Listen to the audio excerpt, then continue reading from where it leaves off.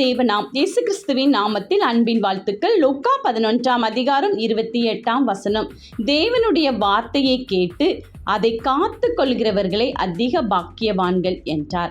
ஆம் பிரியமானவர்களே, நம்முடைய தேவாதி தேவன் நமக்கென்று கொடுத்த வார்த்தைகள் நம் இருதயத்தில் நாம் வைக்க வேண்டும்.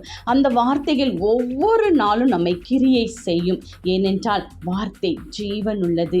தேவனுடைய வார்த்தையில் உள்ள ஜீவன் செவ்வையான வழியில் நம்மை கரம் பிடித்து நடத்தும். நமக்கு தேவையான எல்லாவற்றையும் அந்த வார்த்தை முன் சென்று நமக்கு செய்து முடிக்கும். அந்த வார்த்தையின் மேல் விசுவாசம் உள்ளவர்களாய் இருந்து அதை நாம் காத்து கொள்ளும் பொழுது நம்மை பார்த்து பாக்கியவான்கள் பாக்கியவதிகள் என்று தேவன் கூறுகிறார். கர்த்தராகிய இயேசு கிறிஸ்துவின் அச்சடையாளங்களை நாம் தரித்து கொள்ளும் பொழுது அந்த வார்த்தை நம்மில் கிரியை செய்து நம்மை பாக்கியவானாய் காத்து வழிநடத்தும்.